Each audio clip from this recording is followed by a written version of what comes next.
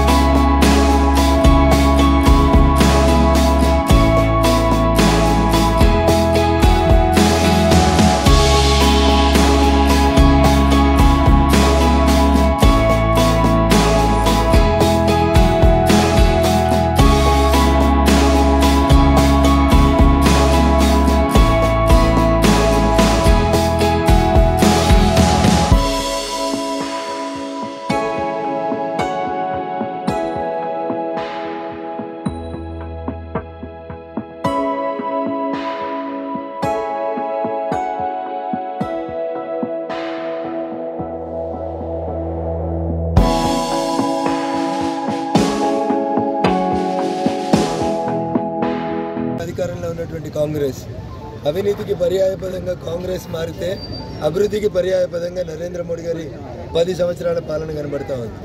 నేను కూడా వారు అడిగినటువంటి మాటకి ప్రజలకు చేయాల్సినటువంటి విజ్ఞప్తి, 2004 నుంచి 14 దాకా దేశం ఎట్లుంది, అప్పుడు మన ప్రధాని ఎవరు అంటే ఎక్కడున్నారని వెతుకోవాల్సిన పరిస్థితి ఉంటుంది.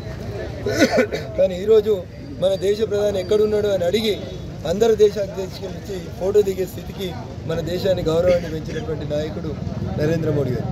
అందుకని కాంగ్రెస్ మాటల్ని మనం పెద్దగా పట్టించుకోవాల్సినటువంటి అవసరం లేదు. ఎందుకంటే ఇండియా కూటమిలో ఉన్నటువంటి దీదీ చెప్పింది, మొత్తం దేశంలో కాంగ్రెస్కు 40 రావని చెప్పి మీకు 2 సీట్లు ఇస్తా అన్నది. 42 సీట్లు ఉన్న వెస్ట్ బెంగాల్లో 2 సీట్లు ఇస్తా, ఇష్టం ఉంటే ఉండూరు కష్టం ఉంటే పోనీ అన్నది. దేశం మొత్తంలో 40 గెలవని కాంగ్రెస్కి తెలంగాణ ప్రజలు ఎందుకు ఓటేయాలనేది ఒకసారి ఆలోచించుకోవాలి.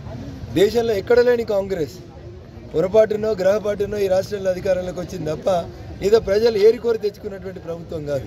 వచ్చిన 4 నెలలకే ఎందుకు తెచ్చుకున్నావా ఈ ప్రభుత్వాన్ని నీ ప్రజలు ఆలోచించేటువంటి పరిస్థితి వచ్చింది. కాబట్టి కాంగ్రెస్ని ప్రజలు మరొకసారి నమ్మేటువంటి పరిస్థితి లేదనేది నా విశ్వాసం.